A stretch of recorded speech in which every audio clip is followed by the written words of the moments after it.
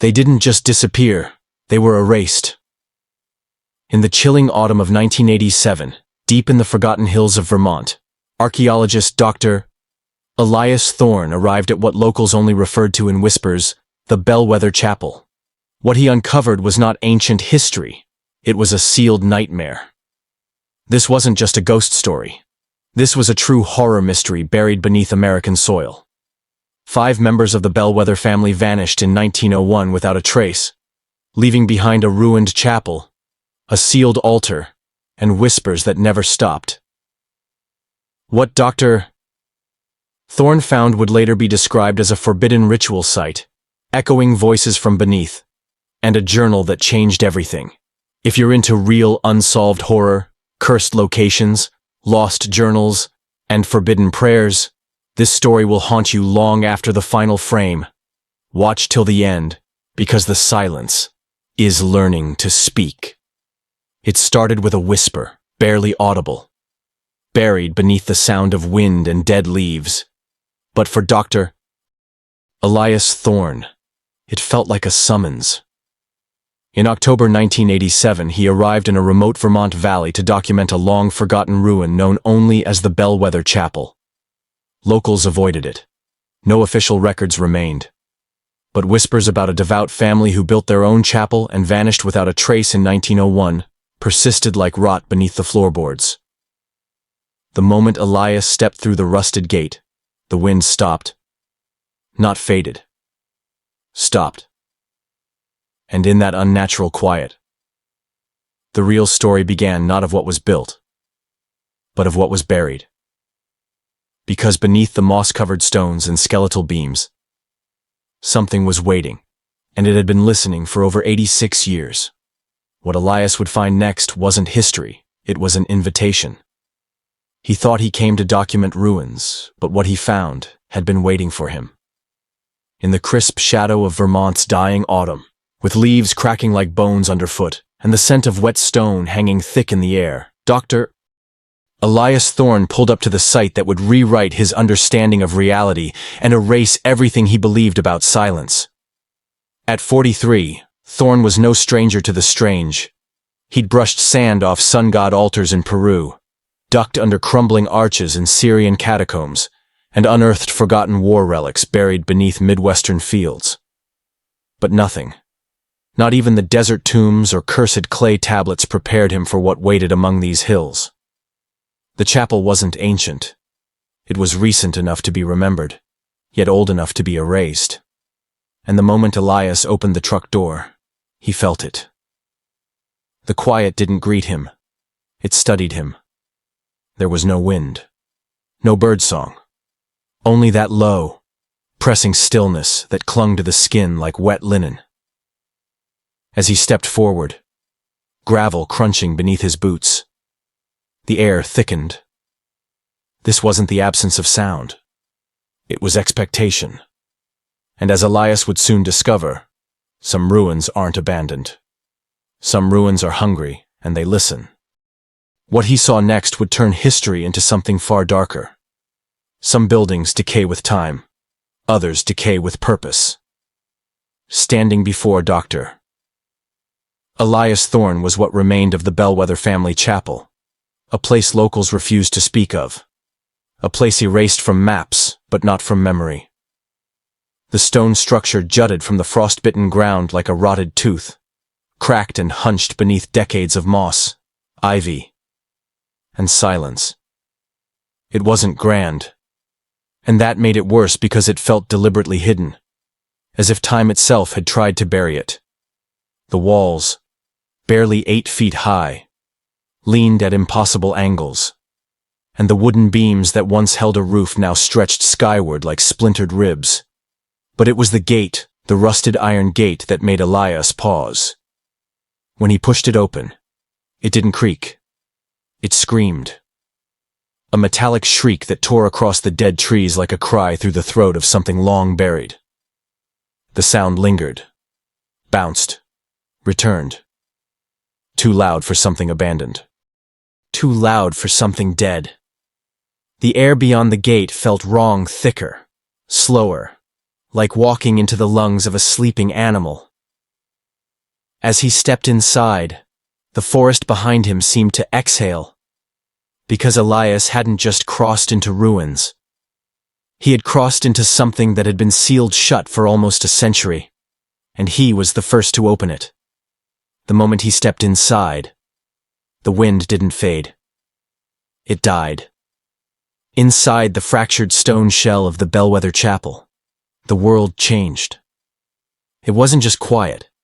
It was too quiet. Like sound had been pulled out of the air and locked away.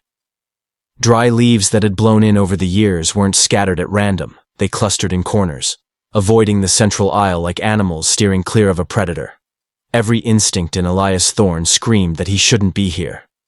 The stone floor was cracked, worn uneven, and laced with hairline fractures that formed no pattern, yet felt like veins. At the far end of the chapel stood a solitary altar plane, heavy, unmarked, but deeply stained, not by weather, not by time. Elias adjusted his coat, then slowly lowered his gear onto the stone. June 1901, an entire family vanished without explanation. No signs of struggle, no blood, no bodies.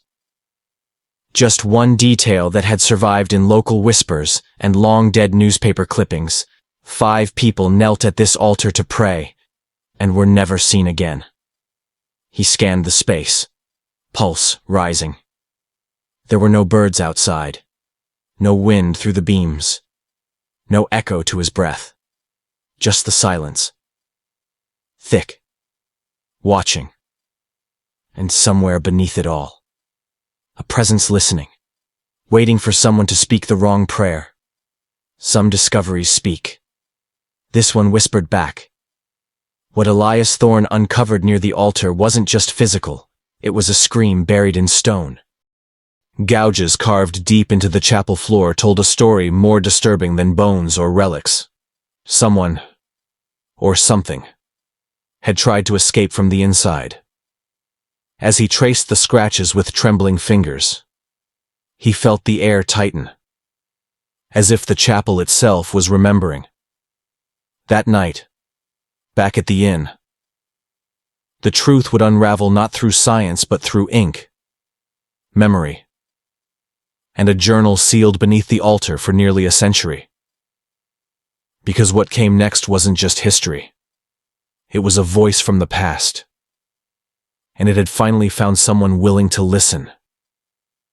Truth doesn't always leave bodies. Sometimes, it leaves claw marks. Elias knelt near the altar, his gloved hands brushing away a century of dust, moss, and quiet neglect until his fingers froze against the cold bite of stone. Beneath the grime, deep gouges ran across the floor. Not chipped by tools or marked by time, but scraped, raw and erratic, as if someone had tried to dig their way out with their bare hands. The markings weren't part of any design. There was no ritual geometry, no language, just frantic, overlapping scratches that screamed one thing: desperation. What the hell happened here? Elias whispered, but his voice felt wrong, too loud, too soft, like it had dropped into water and disappeared before reaching his own ears. The air pressed against his skin like a slow exhale from stone itself. These marks weren't history. They were residue not of faith, but of fear. He stood slowly, his gaze fixed on the altar. No blood, no bones. Just this silent scream etched into the floor. And somewhere beneath it all, he sensed the terrifying truth: whoever had prayed here last hadn't been heard by God, but by something else entirely. Something that was still listening. Some journals hold stories. This one held a warning. That night, as the wind howled like something searching the hills, Elias sat in his room at the Winslow Inn, the journal lying before him like a sealed confession. When Clara Winslow, 78, brought him a tray of tea and homemade cornbread, her eyes immediately locked onto the object wrapped in cracked, oiled cloth. She didn't speak. She didn't blink. Her breath caught the moment Elias unwrapped it, revealing aged leather darkened by time and something else, something older. Embossed faintly on the cover, barely readable under the lamplight, was a name: Nathaniel Bellwether. Clara's hands trembled as she lowered the tray. I never thought, after all these years, I didn't think anyone would ever find it. She didn't sit. She didn't smile. She simply stared, eyes clouded with something more than age, something like remembrance or fear. Elias asked nothing. He didn't have to. In that heavy pause, the air in the room changed. The journal was more than history, it was a key, long buried, and now turned by the wrong hands. And as Elias opened the first page, he could already feel the past reaching out, not to be remembered, but to be released. Faith built the chapel, but something else answered the prayers. Elias turned the brittle pages with care, each one breathing out the scent of oil, mildew, and something faintly sweet like flowers long dead. The early entries, dated March 1901, read like the humble dream of a devout man, Nathaniel Bellwether. He wrote with pride about the land, calling it blessed soil, and detailed the construction of a small chapel to honor God without the long journey to town. He mentioned his wife, Margaret, and their 3 children: Thaddeus, 16 with his strong hands and quiet loyalty, Eliza, 14 clever and curious, and little Ruthie, just 8, who loved to sing hymns barefoot in the grass. But by the time Elias reached the April entries, the tone had shifted just slightly, just enough to notice. The sentences were shorter, the handwriting more rigid. Then one line caught his breath. We prayed together last night, but there was an echo. It didn't come from the walls. It came from beneath the floor. Elias felt cold seep into his bones. He looked up, then back at the journal. This wasn't a diary. This was a record of a conversation, not between a man and God, but between a family. And something listening from the dark below. What if the prayers weren't unanswered, just answered by the wrong thing? As Elias flipped further into Nathaniel Bellwether's journal, the tone shifted from hopeful to haunted. The family's devotion hadn't faded, it had been hijacked. By late April, whispers had begun beneath the altar, mimicking their voices, speaking in unfamiliar tongues. The Bellwethers thought they were speaking to heaven. But something else was listening. And it was learning. What Elias would uncover next would prove that not all rituals end in silence, some echo forever, beneath stone, waiting for the next voice to join them. When a child hears voices in a chapel, you call it imagination. When all 3 refuse to enter, it's already too late. By mid-May, the journal's tone had shifted into quiet panic. Ruthie, the youngest, told her parents she could hear whispers while kneeling at the altar, but not in English. The words, she said, were wrong, slippery, like a prayer meant for someone who shouldn't be listening. Eliza, once full of questions, now refused to step foot inside. And Thaddeus, the strong one, the oldest, collapsed into tears after dusk. Nathaniel tried to hold the family together with logic, scripture, and silence. He told them it was the wind. He said it was the echo of their own faith. But even he admitted wind doesn't call you by name. Elias paused, the words burning on the page, too raw to be fiction. He turned to official records scattered, incomplete, but enough remained. When the sheriff arrived weeks later, he found the chapel locked from the inside. No broken glass. No signs of escape. 5 kneeling impressions were carved into the dust in front of the altar, the candles still burning. And not a single body in sight. Something had answered their prayers. Something had taken them whole. And that same silence, it had started to follow Elias, too. Science doesn't stop evil. It just gives it coordinates. At first light. Elias returned no longer as a curious historian, but as a man chasing something that wasn't supposed to exist. Armed with ground-penetrating radar, a digital audio recorder, and a gnawing sense of dread. He stepped back into the chapel. The cold had deepened overnight, the air thicker now, harder to breathe. As he swept the radar beneath the altar, a rectangular void lit up on the screen approximately 8 by 4 feet. Perfectly symmetrical. Unnaturally precise. It wasn't natural rock collapse. It was built. Elias leaned closer, adjusted the sensitivity. That's when the audio recorder began to spike, not from ambient sound, but from frequencies below human hearing. He whispered a note into the mic testing. Site scan. Bellwether Chapel. 9:43 a.m. The playback answered with his own voice, but delayed, warped, and coming from a direction the recorder wasn't even facing. He froze, whispered again. The voice returned, not mimicking, not echoing, responding. The acoustics were impossible, the feedback pattern unnatural. It was as if the chapel itself was listening, and trying to speak back. He wasn't documenting history anymore. He was standing on top of something alive. And it had just noticed him. He didn't find a burial chamber. He found a blueprint for vanishing. With trembling hands and a steel pry bar. Elias shifted the altar stone inch by inch until the cold breath of something ancient exhaled from beneath. A narrow staircase carved into the rock spiraled downward 12 feet into darkness. The light from his flashlight barely touched the bottom.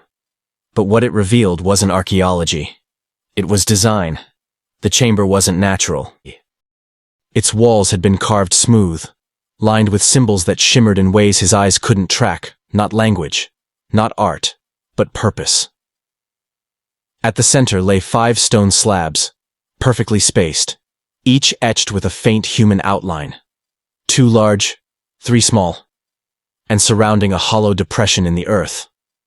But what shattered Elias's breath was what rested on those slabs' clothing. A man's worn flannel, a woman's apron, a boy's jacket, a girl's shawl, and Ruthie's tiny Sunday dress, all perfectly arranged, untouched by time, as if the bodies had simply evaporated. No bones, no decay, just absence. The symbols on the wall pulsed in the flashlight beam. The air felt denser, like something unseen had turned to watch him. Whatever happened here wasn't ritual. It was consumption. And Elias had just stepped into its center. Some prayers build faith. Others build gateways. What Elias had uncovered wasn't just a forgotten chapel. It was an interface. A thin place where reality had worn dangerously thin. The symbols weren't decorations. They were instructions, repeated endlessly in stone, in voice, in sacrifice. This wasn't about devotion. It was about construction, a ritual machine powered by prayer and perfected by silence. But as Elias traced the carvings and listened to the whispers begin again, this time clearer. Closer. He realized the Bellwether family hadn't vanished. They had been used. And something wasn't just beneath the chapel anymore. It was waking up. What followed would prove that the ritual had never stopped. It was only waiting for the next voice. When the air starts to sing, run. But what if the song is your own? Elias froze as the temperature dropped and the silence fractured. The air wasn't still anymore, it was vibrating. And then it began, a low, discordant humming, layered with whispers that didn't echo in his head, but filled the chamber itself. Hundreds of voices, male, female, childlike, all chanting in reverse. Not gibberish, not imagination. It was a prayer, but turned inside out, like a sacred hymn corrupted into something dark and hungry. Elias backed away slowly, heart thundering, his shoulder bumping into a brass plate embedded in the floor. It was etched with shifting symbols, symbols that moved in the corner of his eye. Never when looked at directly. That's when he heard them. Footsteps. Deliberate. Measured. Descending the stone stairs he had just come down. But he was alone. His own boots hadn't moved. And yet the sound was identical to his. One step. Then another. And in the unholy choir of voices rising around him, one voice stood out, his own, whispering words he'd never spoken. The room wasn't haunted. He was. And the ritual had already begun using him. When your own voice speaks without your mouth, you stop believing in reality. From the thickest part of the darkness, just beyond the reach of Elias's flashlight, a voice emerged, his own, but colder, slower, hollowed out. The prayer has been answered. The silence is complete. Elias's blood turned to ice. It wasn't an echo. It wasn't playback. It was a presence, wearing his tone like a mask. Panic surged. He ran, tripping, stumbling, scraping against the stone walls as he bolted up the stairwell. But the whispers followed, not from behind, but inside him. They slid beneath his skin, brushing his thoughts, repeating fragments of psalms in reverse, inserting unfamiliar words into his memories. Every breath he took sounded layered, like he wasn't alone in his own lungs. Every step was answered by one, not his. And worst of all, the silence outside was gone, replaced by something waiting. Like the chapel ruins above had noticed the ritual was unfinished. Elias hadn't just disturbed history, he had been absorbed into it. And whatever was beneath that chapel wasn't just awake now. It had found its sixth voice. His. She called their names. But what answered? Wasn't them anymore. Back at the Winslow Inn. Elias, pale, shaking. His recorder still whispering, told Clara everything. She didn't look surprised. Only older. Quieter. And then she said, "My grandmother went there. 3 days after they vanished. She stood outside the chapel, and she heard them." Elias leaned forward, heard who Clara didn't blink. The Bellwethers. All 5. Praying in perfect unison. For hours. Same words. Same cadence. Like a recording on loop. She took a breath that sounded like it hurt. But when she finally called out, when she said Margaret's name, they turned. All 5 of them. Slowly. Together. And when they looked at her, their eyes were wrong. Empty. But not vacant. Like something else was looking through them. Elias's mouth went dry. Clara whispered. And then they spoke. Not in their voices. Not in any voice a human should have. It was the thing that had been listening from the beginning. And it thanked her. Elias stared at the recorder on the table. Still warm. Still blinking. He had heard that voice too. And now. It knew him.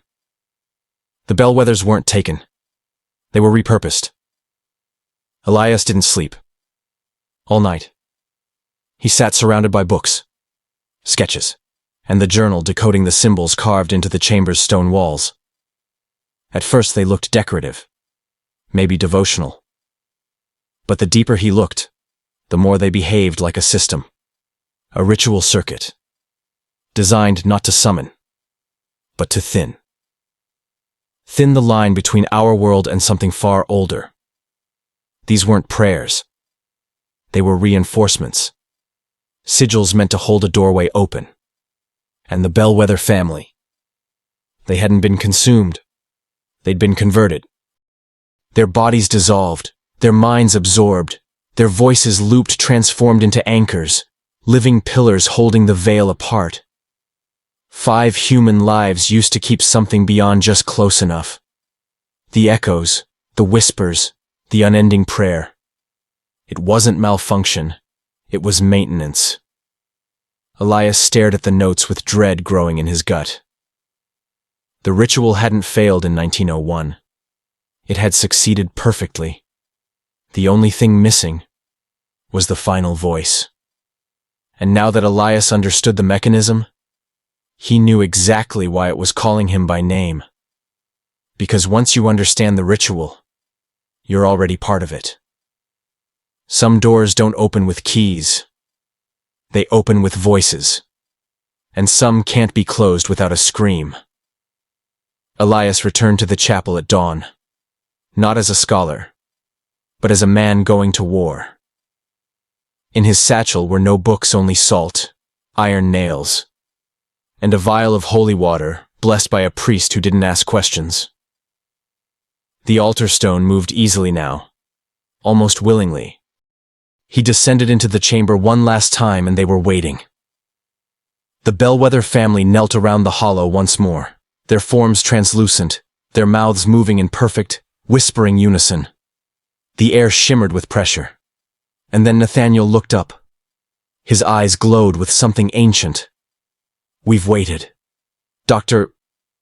Thorne. The choir needs a sixth voice." Elias didn't respond. He moved quickly, hammering iron nails into exact counterpoints along the walls, inverted nodes that matched the original ritual but reversed the flow. As he spoke the words he had decoded in the dead tongue of the Abenaki, the chamber shook. The Bellwethers screamed in discord, their forms fracturing like broken glass. The ground trembled, the air tore, and the gateway collapsed inward, but not before something cold, fast, and unseen slipped past him in the dark.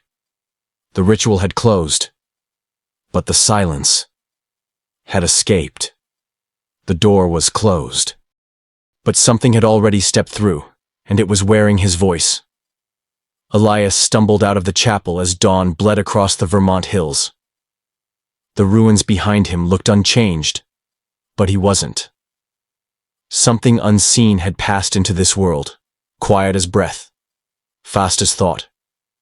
The ritual was over, but the echo of it was only just beginning. Because silence, once freed, doesn't stay still. The ritual didn't end. It changed hands. As Elias drove the final nail and the chamber roared with collapsing force, the Bellwether family screamed in fractured unison, then disintegrated.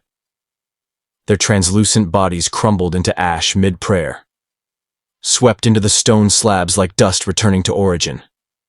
But the silence that followed was not peace. It was pressure thick, sentient, waiting.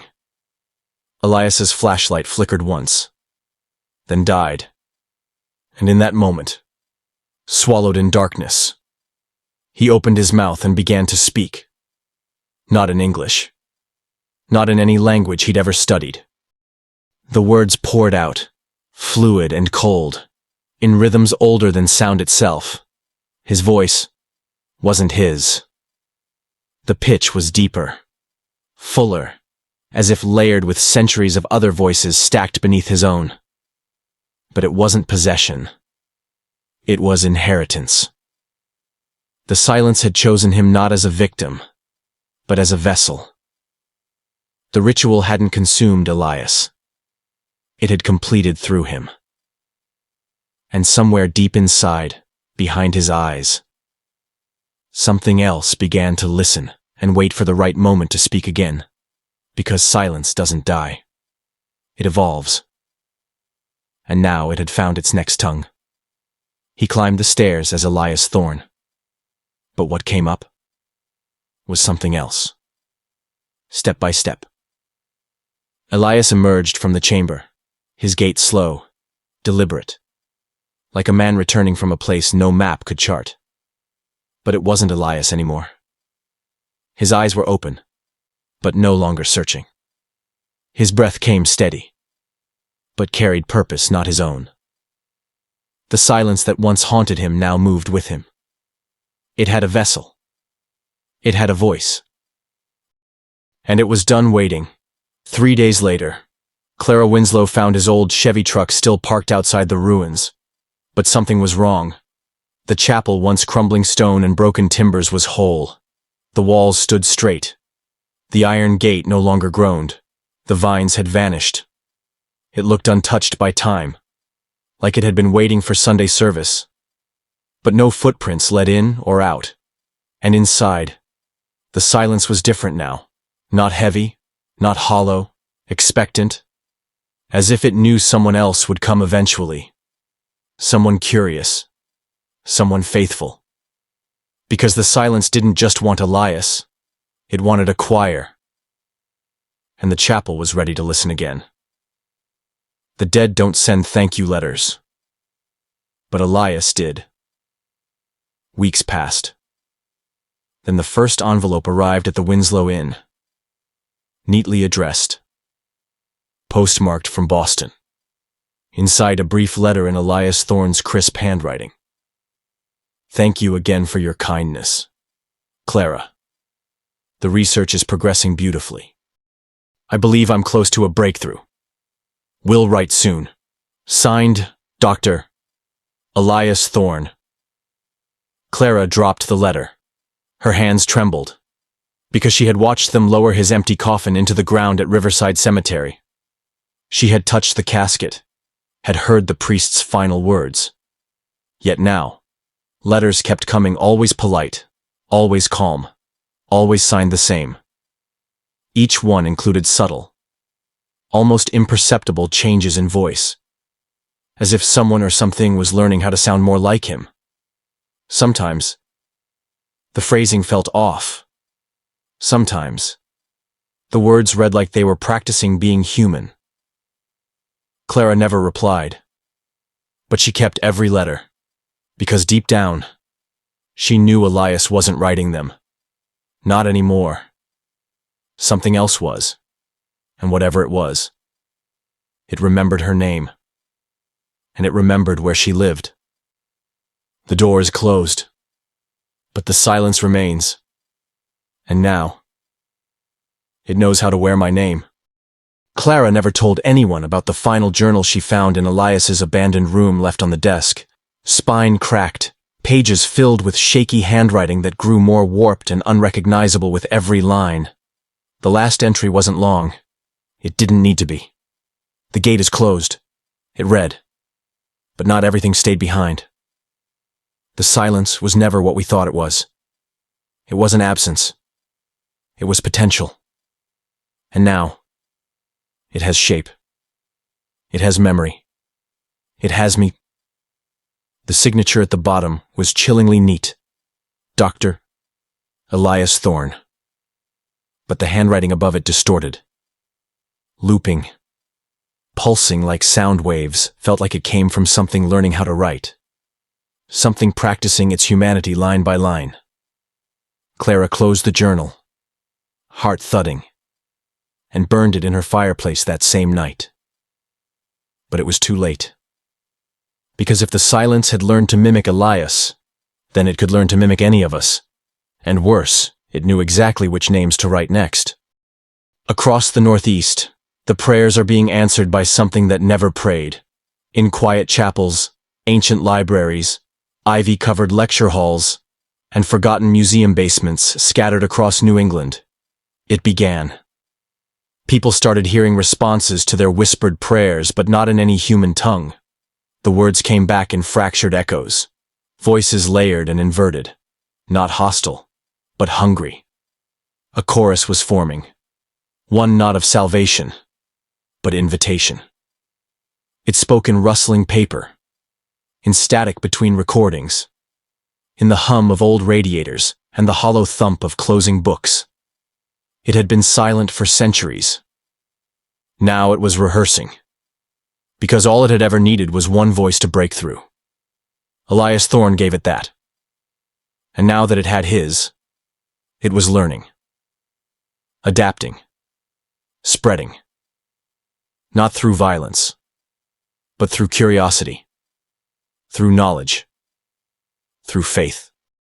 And as new professors vanish, as old churches change tone, As more letters arrive signed in Elias's perfect script, one thing becomes clear. The silence is no longer waiting. It is building a choir. And before long, it will not whisper. It will sing. So if you ever find yourself alone in an old chapel, a library after dark, or a silent lecture hall where the air feels too still, listen closely. If the silence seems to lean in, if your whispered thoughts feel answered before you speak them, walk away. Some voices echo from faith, others from somewhere far older. And once the silence learns your name, it never forgets. Which part chilled you the most? Let us know in the comments. Your theories help keep the darkness honest. If this story made your skin crawl, save it now so you don't lose track of the truth. And for more tales that unsettle, disturb, and uncover the ancient echoes hiding in plain sight, subscribe now. The silence is spreading, and this channel is the only place keeping score.